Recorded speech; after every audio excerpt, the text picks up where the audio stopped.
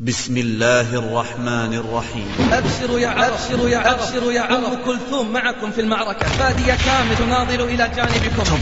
يقولون بطلة وهي والله ساقطة، منحوها لقب فارس يوم أن قل الفرسان وقلدوها أرفع وسام في حفل رسمي ضم القادة والسادة. يقولون فنانة وهي فاجرة خليفة. ربوا لنا أجيال هجرت المصاحف والمساجد وتسجد عند أقدام المطربات والراقصات. ربوا لنا أجيال بدلت الخنادق بالمراقص. ربوا لنا أجيال تعيش على اللمسات الحانية والنغمة الهادئة والصاخبة. فماذا تنتظرون؟ هل تريدون من هذا الجيل أن يحرر الأقصى أو يسترد الجولان أو أن يطرد الغزاة من العراق؟ كلا، هؤلاء لن ينصروا قضية ولن يطلبوا حقا ولن يحفظوا شرفا ولا كرامة. هؤلاء سيسلمون للعدو مفاتيح الحصون الأخيرة من حصون الإسلام وسيرقصون معهم. إنهم يمزقون الفضيلة وينحرون الحياء والعفاف. عروض يومية مسموعة ومرئية ومشاهد حقيرة وساقطة ومائعة يراها كل شبابنا وبناتنا لتزرع في نفوسهم أبشع صور السقوط والانحطاط. إلى محب الغناء اسمع واعتبر قبل أن تقول يا حسرة على ما فرطت في جنب الله. ومن الناس من يشتري لهو الحديث ليضل عن سبيل الله بغير علم ويتخذها هزوا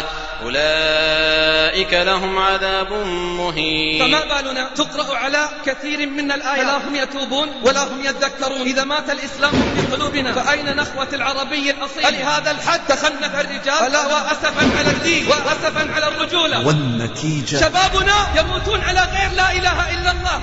شبابنا يموتون على المعازف والألحان. شبابنا خانتهم الأغاني غرتهم الأماني وضحك عليهم الشيطان. رسالة يا أيها الله على أعلى وجل اتق الله الذي عز وجل واعتزل ذكر الأغاني والغزل وقل الفصل وجانب من هزل. ليس من يقطع طرقا بطلا إنما من يتق الله البطل. رسالة أوجهها إلى المغنيين والمغنيات وإلى أصحاب القنوات وإلى عباد الدرهم والدينار والشهوات. أنتم من أسباب ضعف الأمة وضياعها. وما ضاعت البطولات والانتصارات إلا بسببكم. والله ما دنا شرب الخمر سكرا وما رقص راقص ولا ظل شاب ولا فتاة إلا ولكم من ذلك وزر وعذاب. فماذا ستقولون في يوم الحساب؟ ألا فتوبوا قبل أن يحل بكم ما حل بشهيد فنكم ويغلق الباب